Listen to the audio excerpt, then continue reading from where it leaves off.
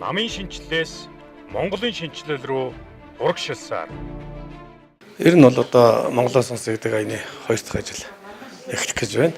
Тэгм учраас намын анган шатны байгууллагууд энэ дээр бас нэлээд ач холбогдол өгч ажиллах гэж байна.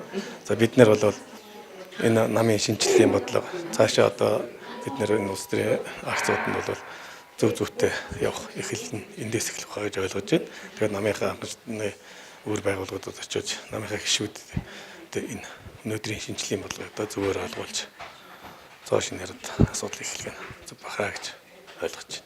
Тэгэхээр Монголоос сая энэ танай аймгийн хэрэгтэй ямар хүмүүсттэй байна? Монголоос аян бол Голтой аймагт бол нэлээд үр дүнтэй болсон гэж ойлгож байна. За бид нар бас намын удирдлагуудыг анх шинээр аваад бүх одоо анган шатныхаа байгууллага сум хороодуудаар явж ажилласан. За энэгээр бол одоо хүмүүс бид нэр эсрэг талаас одоо асуудлыг хөндөж ярихаас илүү бид нар өөрсдөөсөө болж энэ одоо 16 оны сонгуульд ялагдсан гэдэг дээр дүгнэлт хийж ард иргэдээс сонсож явсан. Энэ бол ард иргэдээс гарч байгаа санаачлагыг сонсож явхад бол их үр дүнтэй ажил болсон гэж ойлгож явдаг. 2016 оны улсын хурлаар нам ялагдсны дараа мэдээж намын шинжилгээ ажил үргэлжилсэн байгаа. Их хурлаараа шийдвэр гаргаж аливаа улс төрийн шийдвэрийг намын гишүүдээс асуух тийм тогтолцоонд шилжсэн. Энэ хүрээнд Төв аймаг дээр 5 удаагийн арга хэмжээг гишүүдээс асуух тийм дөрмийн хүрээнд асуусан. Энэ хүрээнд намын шинжилгээний хүрээнд гишүүд маань улс төрийн шийдвэрийг гаргахдаа зөв гаргадаг юм байна гэдэг бол олон нийт маань мэдж байгаа хаа гэж ойлгож байгаа. Энэ хавар Монголоос сонсын аяны хүрээнд Төв аймгийн 27 сумаар ажиллаж 9800 орчим иргэдтэй уулзсан солилцсон.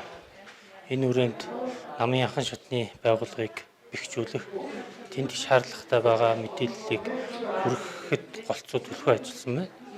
Одоо 11 сарын 1-ээс эхлэх намын шинжилгээний 2 дугаар үе шатанд бол анхан шат тэр тусмаа намын гишүүд рүү чиглэсэн үйл ажиллагааг төлхөө явуулбал илүү үр дүнтэй болов гэж бодож байна. Намын одоо шинжилсэн дүрэн батлагснаас хойш Увс аймагт ер нь бүх аймагуд ч гэсэн намын шинжилсэн дүрмийг хэрэгжүүлэх, анхан шатныхаа намыг бэхжүүлэх, гишүүд эмчтийнхаа хүрээг өргөх чиглэлээр бас арчилсан намаас ажиллаж байгаа. За манай аймгийн хувьд бол гишүүдэд сонсъё аяныг бас 2017 оноос эхлээд хэрэгжүүлсэн байж байгаа. Одоо ингээд 3 дахь удаага одоо энэ гишүүдэд сонсъё анхан шатны намыг бэхжүүлэх ажлыг хийгээд явж байна.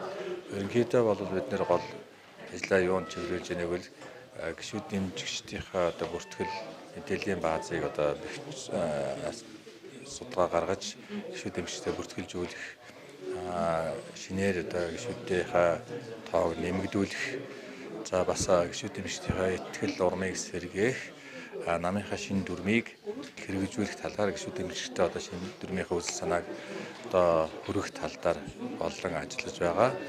За энэ бүх ажиллагаа бол Увс аймагт сонгогдсон үндэсний болгон хорооны гишүүд, Увс аймгийн одоо бүх сумдын намын хорооны болон аймгийн намын хорооны гишүүдийнхаа идэх оролцоотойгоор бид нэр одоо хийгээд явж байгаа.